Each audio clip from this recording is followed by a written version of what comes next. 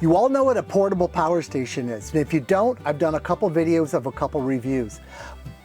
This is essentially a portable power station, but it's quite different in its own way. Lots of things I like about it. Best of all, it's under $200.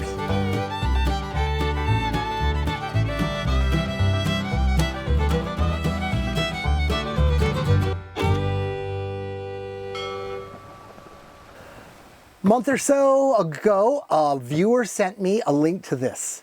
I hadn't seen one of these before, and probably nobody else, because this is just a little kind of a startup company, but they've got a pretty cool product, and I think this could be the right answer for a lot of us. What is this? Well, it's battery box. You put a battery inside, but more than just a battery box, it has this fancy lid with a lot of stuff in it. This turns your battery, basically any kind of battery, any battery you have around, into a portable power station. Now these little portable power stations are pretty cool. I've reviewed two of them. They'll be in the drop down there. And always go to the description of my videos. It's all going to be there. And I'm going to review another one that's really quite interesting in its own right. But this one's got a lot going for it if it fits your needs. Sometimes in life, when you're dealing with batteries, you change batteries, or you have a battery that's decent but not great, but you want a better battery and whatever it is. Sometimes you get a collection of batteries. I know at my home back in the States, I've got a couple on trickle charger because they're great batteries, but I just don't have a use for them anymore.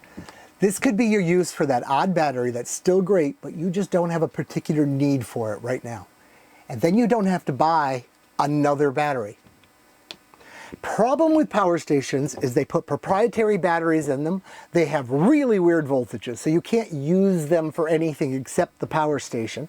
And what a power station is a battery that you can charge up and you can discharge either through like cigarette lighter connections, 12 volts, or they have an inverter in them, so you can, run power tools right off them. So it's kind of like having a little battery-powered generator. And I've had some, and they're really handy. They are really right. This guy doesn't have its own battery in it. You have to supply the battery. Even once you've supplied a battery, it's still not terribly expensive. But you supplying a battery has great advantages. If the battery goes bad, well, replace it, You don't have to replace everything. If you want to throw a lead battery in here because you happen to have one around, yay. If you want to bring two batteries and swap them out, all these are in your ability. Other problem with the power supplies that they sell as power stations, some of them have proper lithium iron phosphate batteries in them. That'll give you long life and won't burst into flames. A lot of them, I would say most of them, don't. They have the regular lithium ion things. You'll never see a review of one of the bad battery ones on my channel. Let's dig into it. Let's see what this has to offer. Okay, this is how it comes, and pop the top off. Inside you get instruction manual, of course, and you get a couple bags full of goodies. This one is hold down straps and screws to hold it together and stuff, so you can lock it down where you want it to be.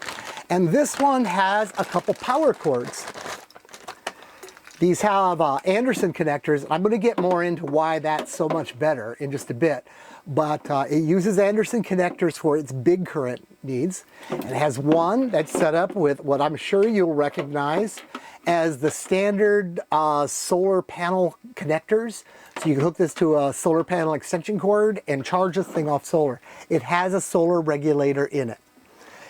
Also comes with this, which is just some jumpers, of course, but you could cut it off and use it for anything. And these Anderson connectors are available. You just buy them and hook them up yourself. It's a good way to move big power. There's another strap inside, so when you put a battery inside, you can strap it down. And since I've got it open, I'm going to put a battery in it. I'm going to put this battery in it. And I'm not going to show you a lot of that battery. You know that I do battery reviews, and if you look at my reviews, and I've got a couple comments, they're saying, you just like all the batteries. No, I don't like all the batteries. Someone sends me a link saying, hey, will you review my battery? And it looks like crap. I don't waste my time. And if they send me a battery that isn't good, well, You know, I tell them, your choice, you sent me a battery, I'll review it and say don't buy it, or I won't review it. Which would you prefer? And of course everybody says don't review it. I'm not going to review this battery. There's a couple problems with it I don't like, and I know you want me to tell you what the battery is, but I'm not going to, because my mom told me you will either say something nice or don't say something at all. But really, it's because there's a million batteries in the world, and I'm only going to tell you about the ones I like. Okay, let me strap this in and we'll put it together.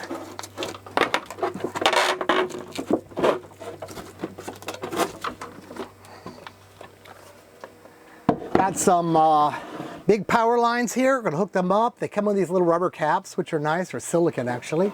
Let's see, I want to put it on this way so you guys get to see all the knobs. I'm going to tighten the terminals down pretty good because we're going to be running like 100 amps through this thing eventually, because it can move some power, and you want a good tight connection. A loose connection is resistance, and resistance makes heat, and heat does damage.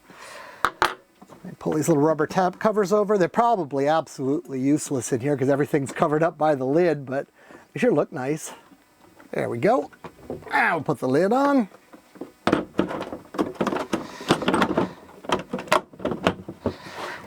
And it comes with some screws to screw it down and a little wrench. And you just drop screw in the corners here and Allen wrench it into place. I'll put 2 of them on. There's 4 screws, of course. I just don't want the lid bopping around while I'm working on it later. This is the main power switch, and when you turn this on, the thing will come alive.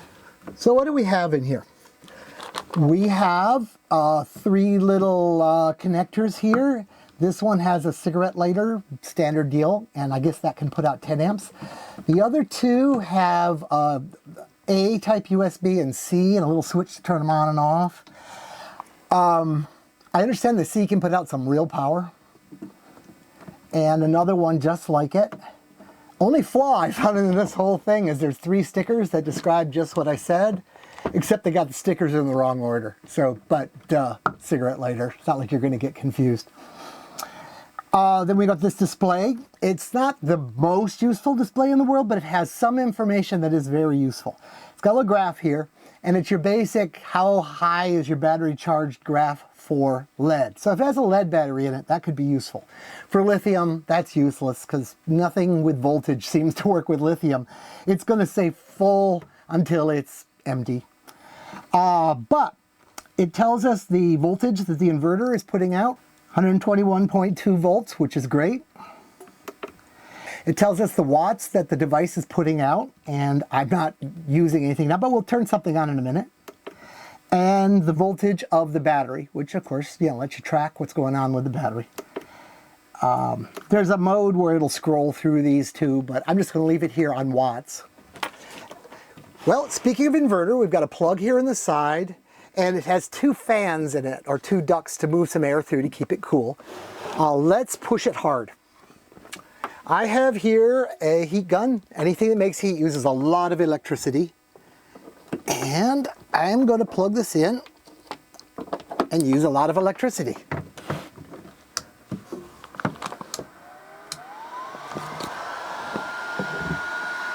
Okay, so we're at 130 watts. Let me turn it up.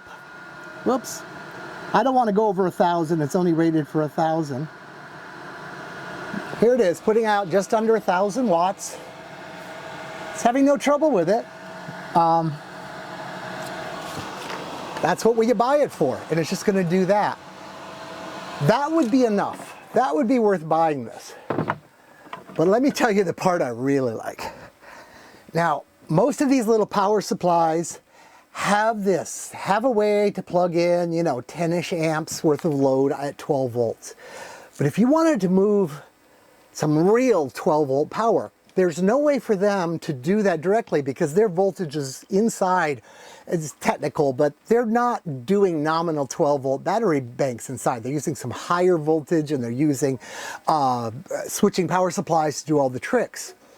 And that's great, but one thing they can't do is just say, here's a plug that's hooked right to the battery, do your worst.